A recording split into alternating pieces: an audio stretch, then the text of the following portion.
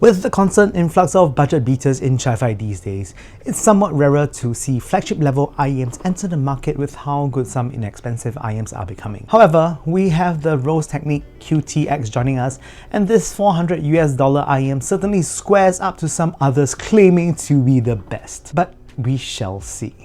Starting with an unboxing, the unboxing experience of the QTX is quite simple, but deep inside hides a nice little surprise for those of you who purchase the deluxe edition. There are two known versions of this IEM. All that differs is the included goodies. I was sent the deluxe edition, which I will explain the difference in a bit.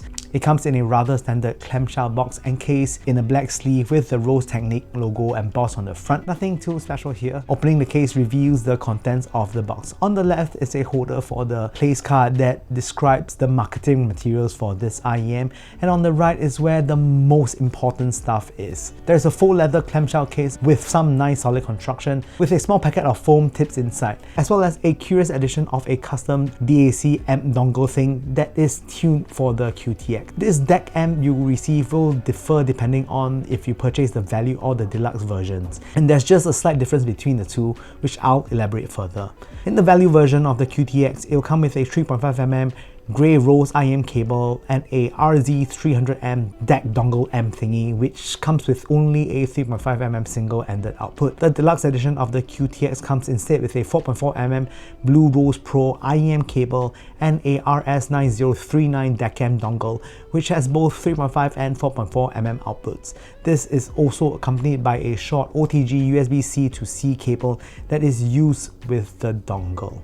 These two inclusions are something we don't see very often, with a fully capable DAC amp dongle being included with the IEMs themselves. As the dongle is provided, I'll be doing my own testing with the included dongle as well as my own other sources such as the Lotu Pogo Touch. Build quality. Now, build quality of the IEMs are pretty good, although I've been sent the Obsidian Black colorway, which differs vastly from the other three offerings. The Obsidian Black features a grooved metallic looking faceplate with a resin inner shell, unlike the other three colorways which feature a full resin shell with the Rose Technic logo in metal embedded into the faceplate. The shell feels solid and nothing really creaks or rattles, and is generally well built. I can't comment on the build of the full resin IEM colored versions, but they are arguably more gorgeous than the Obsidian Black one that I got for this review. One downgrade, however, is the 2-pin socket isn't recessed into the body of the IEM, and this can be a potential failure point in the lifetime of the IEM. Now, the included cable isn't as good, however, as the sleeving for the cable is made from fabric, and the biggest kicker is that it is pretty microphonic. The rest of the build quality is fine, but the microphonics might be bothersome for some. Ear hooks are nice and retains good shape without being too finicky to adjust. The wide splitter and 4.4mm termination both spot a nice gold finish and is generally well crafted, if not for the slightly worse microphonics. The ear tips are pretty standard but fit well and is really rather comfy. Nothing too interesting, but they work well with the QTX and they are very comfortable to wear. Diving deeper into comfort, the QTX is pretty box standard when it comes to the shell shape and design, so comfort is pretty good. There is already an established shape that fits most people's ears, so this model's universal custom shape is very comfortable. The cable ear hooks complement the IEM shape and is an extremely comfortable package. The driver body themselves are fairly light in terms of design and can be easily worn for very long hours without much fatigue. Next up, sound. The QTX is a very technically impressive IEM while being fun to listen to with most music genres. The liquid crystal polymer Tesla dynamic driver has incredible bass response, being both punchy and detailed with quick response. The accompanying 6BA driver array is a solid accompaniment to the dynamic driver and brings up an incredibly coherent and fun listening experience. Let's break it down. Starting things off with bass, bass is just sublime. The deep sub-bass response is full of detail and punchiness, and the speed it responds to note allows for a visceral bass reproduction. There's just enough to satisfy some bass head. but the response is arguably the best part of the QTX. It's a great IM to pick apart complex bass tracks and for casual listening. It is a spectacular IM to chill out and listen to all the different layers and details that it provides. Moving on to mid-range, mids are warm and nicely presented with a strong emphasis on upper mid-range. It is clear and focused with great layering and details, and despite a slightly lower mid reduction, the entire package is coherent and allows for vocals to flow seamlessly. Lower mids are euphoric to say the least, and even if it doesn't take the forefront of the stage, the transition to upper mids aren't abrupt either, and it blends well to various instruments and brings stellar separation between notes.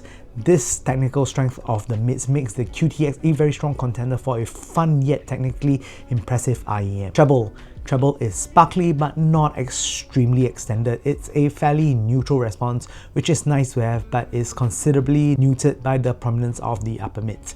It's got good air and strong detail to aid the harmonics and instruments. It pairs well with the rest of the frequency range and is a well-tuned response. The lively transients of the treble also allows for a very accurate image presented when listening to well-mastered tracks. The nose balance armature used also gives a very natural timbre with no odd treble spikes of typical BA plastic treble. Soundstage, it isn't wide or large at all. Being a little bit more intimate, you get good imaging and a sense of space between instrument positions, and this is more akin to listening to monitors in a smaller studio setting. Enough to give you positioning cues, but not making you feel like you're sitting in a huge concert hall or open space.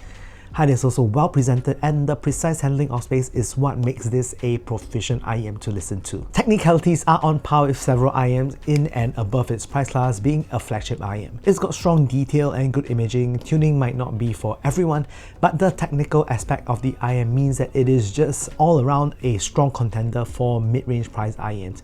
It's not going to be fighting the TOTL lines of IEMs one-on-one, but it brings a good value proposition to the market. I would argue that perhaps the price could be a little bit better to make it a bit more appealing, but the current price it sits with the provided accessories do make it a rather strong IEM value-wise still.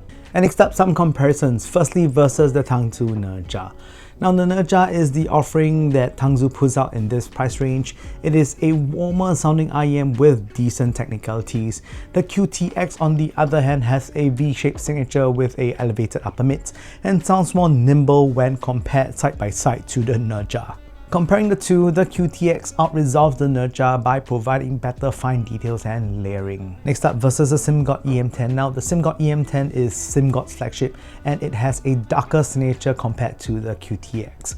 What is impressive about the EM10 is that despite its darker signature, it still has top-tier technicalities as well, which makes it quite a rarity. The QTX is a bit more lively by comparison, especially in the upper mids. When it comes to fine details, I found them rendered to be about the same level as the EM10. Between the two, the EM10 is certainly more unique, but the QTX is a very well-pleasing IEM that will suit many people.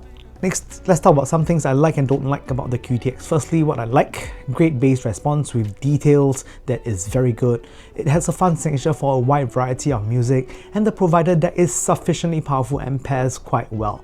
This is a technically impressive IEM. Next up, some dislikes. While the cable is good, but it is a little microphonic and can be misconstrued as a bit cheap. Non-recessed 2-pin socket means that it is a little bit more prone to damage, and the included case isn't the most robust, but it's certainly passable. The price could be a bit better, or perhaps an option to purchase the QTX without the included deck and a price drop to make it an even stronger value proposition. And finally, rating. So bass is basically really well detailed and is very punchy, making it a joy to listen to, a 7.5. Mid-range has very nice focus on the upper mids with excellent layering, again a 7.5. Treble, it has a decent extension and actually quite good air on it, so it gets a 7. Soundstage, while it isn't the widest, it is very decent and very enjoyable to listen to, so it gets a 7.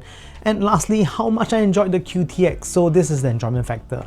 These are a largely enjoyable pair with a V-shaped signature that has elevated upper mids. Taking all things considered, I'd say that these are a solid A-. Once again, thank you so much for watching the Super Chunk Super Audio Show. If you enjoyed the content, a like would be lovely and a sub would be spectacular. With that said, I hope to see you guys soon.